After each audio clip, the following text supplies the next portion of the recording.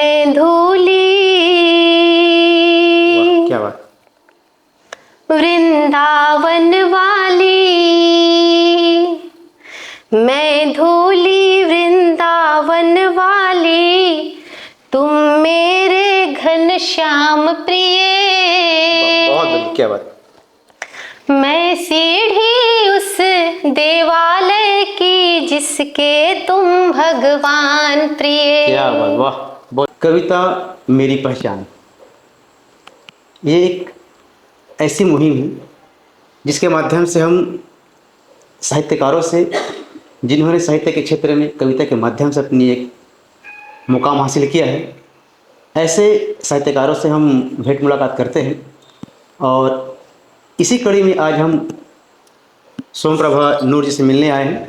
तो मैं जितने भी हमारे चाहने वाले सुनने वाले श्रोता हैं, आप सबको मेरा सादर नमस्कार। सोम प्रभा नूर जी, आपका बहुत बहुत स्वागत, अभिनंदन। धन्यवाद धन्यवाद। सबसे पहले मैं ये जानना चाहता हूँ जी, आप मूलतः रहने वाली कहाँ से हैं? मतलब जी मैं ग्राम जलसो सिमरताल, ये आपका रतनपुर के पास है जी, वो मेरा मायका है। अच्छा। श्री रामनाथ तिवारी जी और सुनीता तिवारी जी मेरे माता पिता हैं। जी जी। और मेरा ससुराल लोरमी है। श्री राम कुमार तिवारी जी, श्रीमती शैल तिवारी जी मेरे सास ससुर हैं। अच्छा। मेरे पति राजेश तिवारी जी हैं। जी जी। तो अच्छा, ससुराल आपका लोरमी है, लेकिन अभी रहना आपका कोटा में हो रहा है। जी। तो ये कोटा में कैसे, मतलब अभी कुछ? हाँ, कोटा में मेरा रहना ऐसा है, यहाँ मेरी नौकरी है। मैं रेलवे में कार्यरत हूँ जी। और 11 सालों से मैं रेलवे में कार्यरत हूँ और यहाँ कोटा में 7 सालों से। कौन से विभाग में रेलवे में? मैं इंजीनियरिंग विभाग में। जी जी। तो अच्छा, रेलवे में इतना समय व्यस्तम जीवन रहता है रेलवे वालों जो है जी, और साहित्य, दोनों कैसे सामंजस्य करती हैं दोनों? जहाँ चाह वहाँ राह। ये तो है, बिल्कुल सही बात। बस। और दूसरा है एक साहित्य के प्रति जुनून। लोग कहते हैं कि पत्थर से कविता नहीं निकलती, लेकिन मैं कहती हूँ कि पत्थर से ही कविता निकलती है। जहाँ कठोर परिस्थितियाँ होती है, वहीं पर से जो अभ्रभेदी जो अंकुर होते हैं वो निकलते हैं। और कहीं न कहीं रेलवे जो है उसने प्रेरणा भी दिया मुझे कि विपरीत परिस्थितियों में रहकर कैसे कविता और कविताएं की जाती है। सोम प्रभा नूर जी, मैं और हमारे दर्शक जानना चाहते हैं, आप जो है इस कविता क्षेत्र में कैसे कदम रखी, जो है क्या माहौल था, कैसा था, जो थोड़ा सा हमारे दर्शकों को बताइए। जी, वैसे तो बचपन से ही मुझे साहित्य से विशेष लगाव रहा है, कविताओं से विशेष लगाव रहा है। और श्री अटल बिहारी वाजपेयी जी जो मेरे प्रेरणा स्रोत रहे हैं। क्या बात।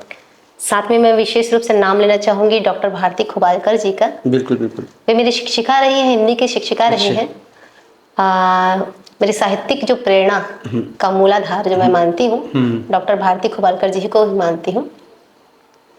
उसके बाद थोड़ा मोड़ा जो है पढ़ना लिखना तो मेरा था ही जी। छोटी मोटी कविताएं लिखती थी, पढ़ती थी, लेकिन गांव में वैसा माहौल नहीं था पहले, और न ही ऐसा कोई मंच था कि आगे बढ़ सके।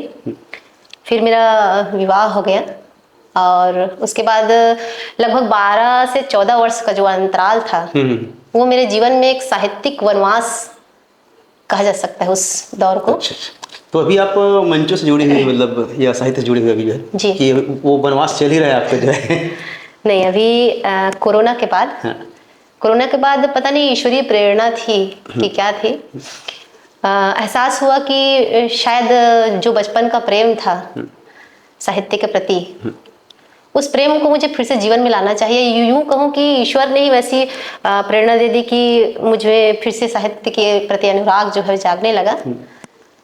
तो फिर से मैं कविताएं सुनने लगी, यूट्यूब्स में देखने लगी। क्या बात। और कुछ ग्रुप से मैं जो है जुड़ गई, उसके बाद फिर धीरे धीरे लिखते गई। अच्छा, आप श्रृंगार कवित्री हैं, तो मैं चाहता हूँ कि हमारे दर्शक भी कुछ थोड़ा सुन ले जो है, तो 2 लाइन कम से कम किसी कोई भी आपका जो पसंदीदा कविता हो उसे गुनगुना देते। चलिए 4 लाइन ही पढ़ती हूँ। बिल्कुल बिल्कुल, स्वागत है। कि प्रेम का तो एक प्यारा रंग है, वाह, प्रेम का तो एक प्यारा रंग है, देख कर संसार जिसको दंग है, वाह। और जागते ये नैन जिनके स्वप्न देखे। क्या बात। जागते ये नैन जिनके स्वप्न देखे, जीतते वे ही सदा से जंग है, प्रेम वाह, का तो एक क्या प्यारा बात, रंग क्या है, बात, क्या प्रेम बात। का तो एक प्यारा रंग बहुत है। बढ़िया। आप श्रृंगार पे लिखती जो है। जी। अच्छा, आपकी कुछ रचनाएं भी प्रकाशित हुई जी जी जो जी। है ना? कौन कौन से अपना कुछ कुछ? बिल्कुल बिल्कुल। हाँ, मैं शुरुआत करती हूँ। बिल्कुल।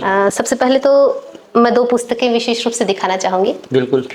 ये 2 पुस्तकें आपको धुंधली ये मैं चाहता हूँ कि हुई, हमारे दर्शक भी इनको देखे ये जाए। धुंधली हुई ये जो धुंधली जो किताब जो है, जी। मैं चाहता हूँ एक बार हमारे दर्शक भी इनको देख ले जो है। ये बहुत पुरानी किताब है जी। और ये तब की किताब है जब मैं कक्षा 11वीं-12वीं में थी। क्या बात। और तो ये कक्षा विशेष 11वीं-12वीं प्रकाशन से नहीं है ये। अच्छा।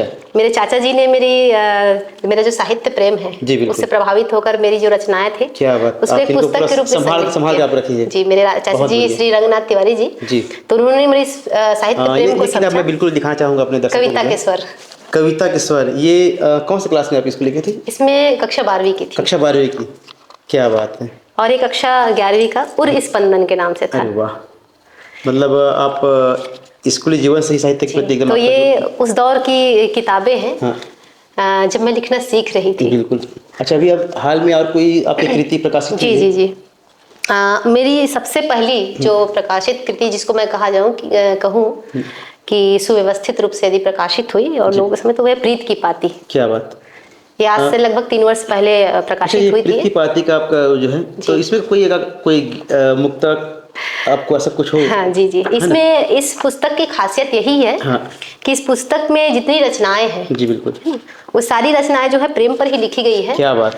और विशेष बात यह भी है कि प्रेम पर भी एक तरफा प्रेम, मतलब एक नायिका के दृष्टिकोण से बिल्कुल प्रेम के जितने रूप हो सकते हैं जो उन्होंने जीवन में जिया, क्या बात। वो सभी इसमें सम्मिलित है। और लगभग 86 इसमें गीत और कविताएं हैं। अरे वाह, क्या बात।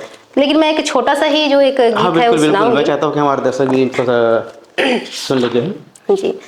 आपको जो पसंद हो। वैसे तो सभी मुझे पसंद है क्योंकि हाँ, मेरे लिखे हुए। मैं धूली वाह, क्या बात।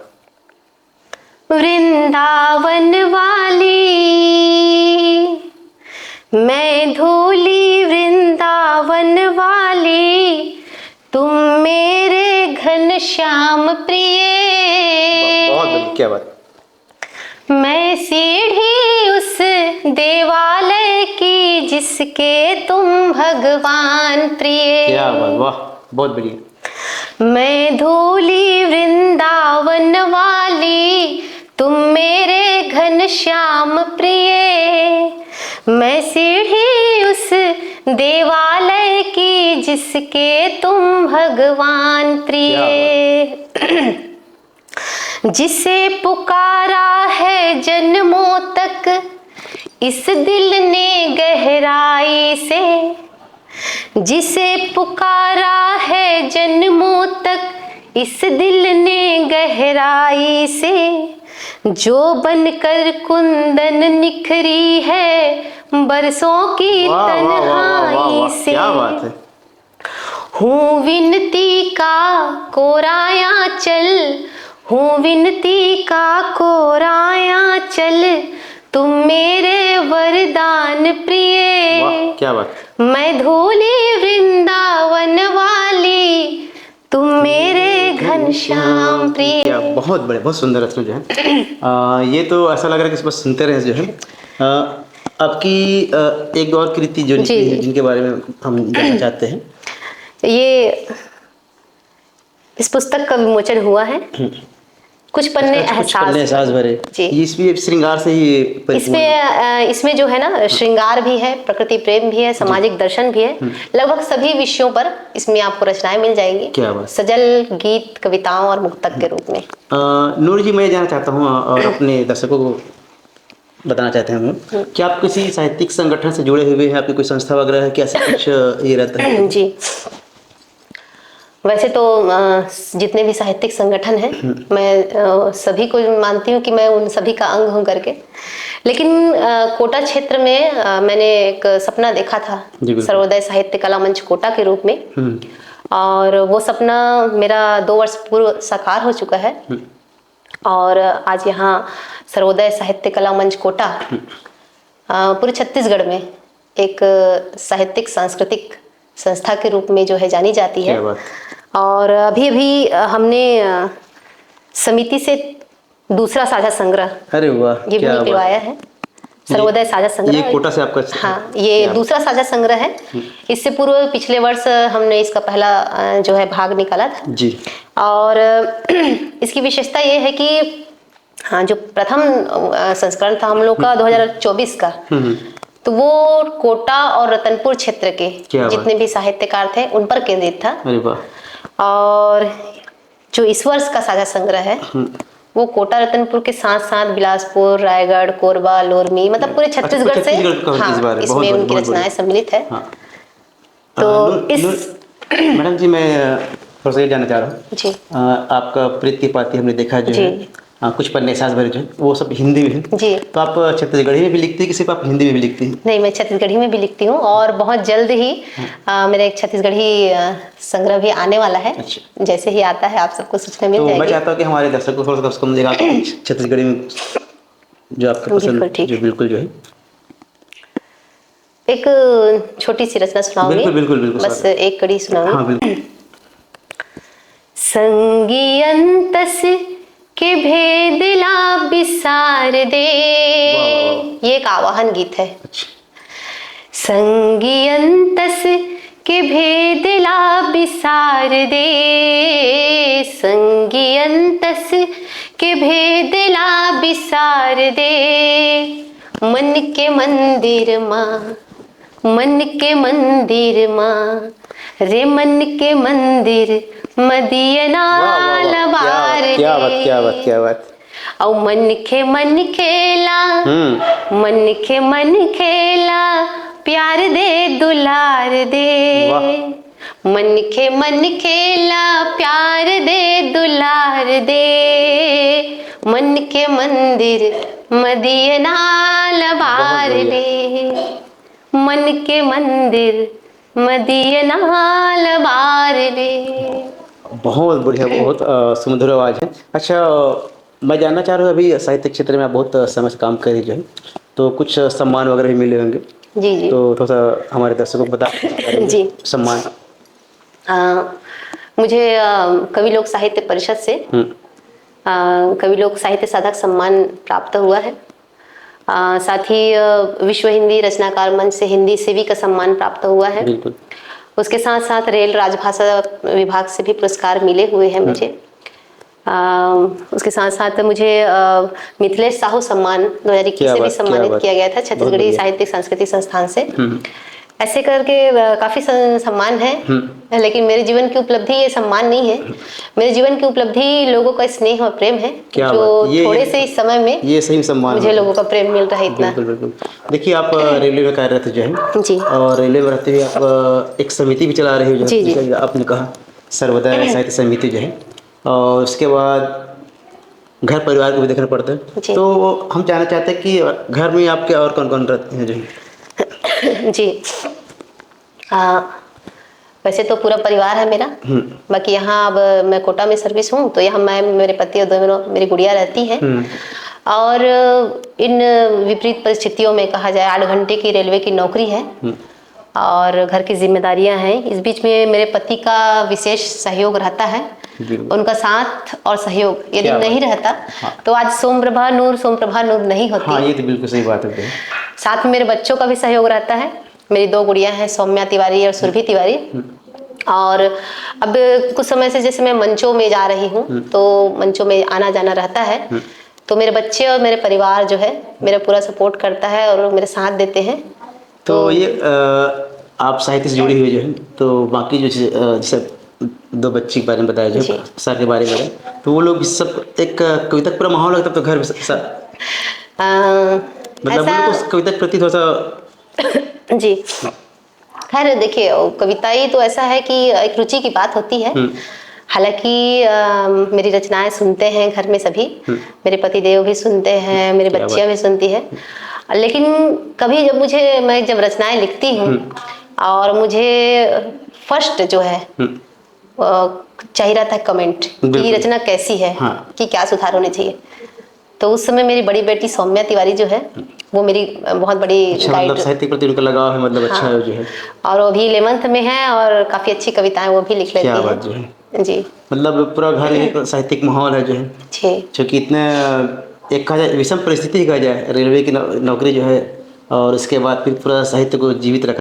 मैडम जी, मैं चाहता हूँ कम से कम आपकी पसंद को कोई भी एक रचना हमारे दर्शकों को सुना देते जो है, जी जी। आपको जो पसंद हो। वैसे तो हर कवि को अपनी सारी रचनाएं पसंद हाँ। रहती है, और वैसे तो मैं मूलतः प्रेम की श्रृंगार की कवित्री हूँ, जी लेकिन मैं आज थोड़ा सा अलग सुनाना चाहती बिल्कुल हूँ। बिल्कुल बिल्कुल, आप एक देश प्रेम पर एक सजल है, बिल्कुल तो स्वागत सुनाना स्वागत चाहती है। हूँ, और वो मेरे पुस्तक कुछ पन्ने एहसास भरे से है, क्या बात है, तो मैं आप सबको सामने प्रस्तुत करती हूँ। बिल्कुल स्वागत। इस जगत के श्वेत पट पर, बहुत बढ़िया। इस जगत के श्वेत पट पर हिंद का शुभ दौर है। वाह। इस जगत के श्वेत पट पर हिंद का शुभ दौर है। बहुत बढ़िया। इस जगत के श्वेत पट पर हिंद का शुभ दौर है। हिंद का शुभ दौर है। छा गया मेरा तिरंगा, वाह वाह वाह वाह वाह वाह। छा गया मेरा तिरंगा, गूंजता चहुओर है। हिंद का शुभ दौर है। बहुत बढ़िया। सोम प्रभा जी, हमारे दर्शकों को जाते जाते जो आज की जो युवा पीढ़ी जो लिखने वाले जो है जी, जो नवोदित कलमकार हैं जो लिख रहे हैं या जो अपनी कृति का प्रकाशन करना चाहते हैं या मंचों पे जाना चाहते हैं, तो आपका एक अनुभव जो होगा, तो उन अनुभव को थोड़ा सा मैं चाहता हूँ आप दर्शकों के सामने साझा करें, और उनको एक ऐसा कुछ क्या कहना चाहते हैं जाते जाते जो है कि युवा कलमकार के लिए। जी, अभी काफ़ी अच्छे अच्छे नए नए कलमकार हैं जो बहुत अच्छा लिख रहे हैं। मैं उनको यही बोलना चाहूँगी कि आप जितना लिख रहे हैं जी, उससे ज़्यादा पहले पढ़िए। क्या? क्योंकि आप जितना पढ़ेंगे आप उतना ज़्यादा लिखेंगे और अच्छा लिखेंगे। बिल्कुल। तो अच्छा लिखने के लिए पहले अच्छा पढ़ना पड़ेगा। हाँ बिल्कुल जरूरी है। तो सबसे पहले तो मैं यही सबसे बोलना चाहूँगी। और दूसरी चीज़ ये कि जब अभी आप साहित्य के क्षेत्र में आते हैं तो एक पूर्ण समर्पण और निष्ठा के भाव से आइए। क्या बात। क्योंकि कहीं ना कहीं आज साहित्य में भी ग्लैमर और चकाचौंध जो है वो हावी हो चुका है, लेकिन फिर भी मैं यही कहूँगी कि बिना समर्पण के कुछ नहीं मिलता। आजकल के बच्चे जो है चाहते हैं कि बस आज कुछ नई कविता लिख लिए जो है, और चाहते हैं तुरंत कल हमको मंच मिल जाए, ये हमारी कृति का प्रकाशन हो जाए। थोड़ा सा आसान भी नहीं है और नामुमकिन भी नहीं है। आसान इसलिए नहीं है क्योंकि पहले अपने आप को उस काबिल बनाना पड़ता है, और साथ में ही इतनी ज़्यादा भाग दौड़ की ज़िंदगी है, इतना ज़्यादा कंपटीशन है। बिल्कुल। तो उस दौर में स्थान बना पाना अपने लिए ये बहुत चुनौतीपूर्ण कार्य है। लेकिन असंभव भी इसलिए नहीं है क्योंकि यदि आपके में काबिलियत है, आपके में जज्बा है, जुनून है, साहित्य के प्रति समर्पण है, तो आपको वो साहित्य में वो स्थान मिलने से। ये थी सोम प्रभा नूर जी, करगी रोड कोटा से हमारे बीच उपस्थित थी। कविता मेरी पहचान, इसी कड़ी में हम आपको अगली बार एक नए कलमकार, नए साहित्यकार से मिलवाएंगे। तब तक के लिए आप सब बहुत बहुत धन्यवाद। राम राम।